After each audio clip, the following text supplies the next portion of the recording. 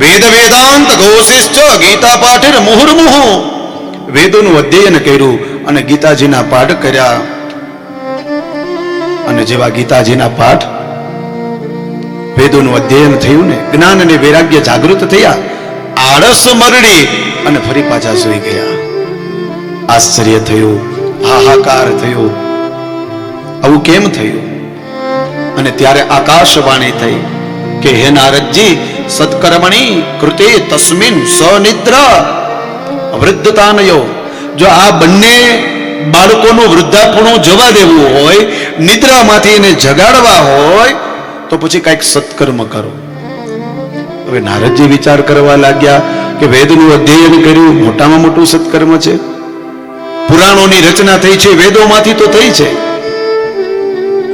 વેદો ઉપનિષદા સારા જાતા ભાગવતી કથા. વેદ અને ઉપનિષદનો સાર, આ વેદમાંથી જ બધું બન્યું છે.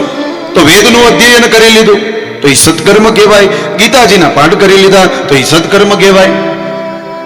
હવે આનાથી વિશેષ સત્કર્મ કયું હોય?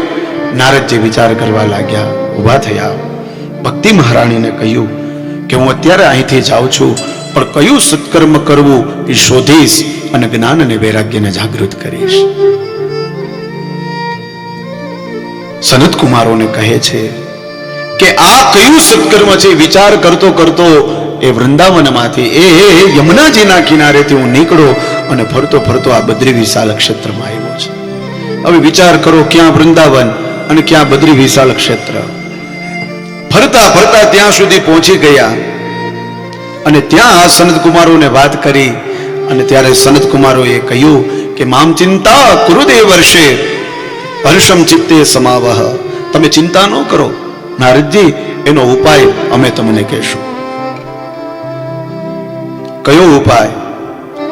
બોલે તમને સત્કર્મનું કહ્યું છે ને, તો સત્કર્મમાં શું આવશે? દ્રવ્ય યજ્ઞાત, તપ યજ્ઞાત, યોગ યજ્ઞાત તથા પરે સ્વાધ્યાય યજ્ઞાત ન યજ્ઞાશ્ચ તે તુ કર્મ વિશોચિકા. સત્કર્મ સૂચકોનું જ્ઞાનમ યજ્ઞ સ્મૃતો બુધે શ્રીમદ ભાગવતા લાપસતુ ગીત શુકાદિભિઃ. જે સુખદેવજી મહારાજે રાજા પરીક્ષિતને મોક્ષ અપાવવા માટે જે ભાગવત ગાથા ગાઈ છે, એ ભાગવત ગાથા, એ ભાગવતનું તમે આયોજન કરો. એ ભાગવત કથા એ સત્કર્મ છે. એ સત્કર્મ તમે કરશો ને એટલે જ્ઞાન અને વૈરાગ્ય જાગૃત થશે. એનું વૃદ્ધાપણું વયું જશે. એ જે મૂર્છિત છે એમાંથી જાગૃત બની જશે.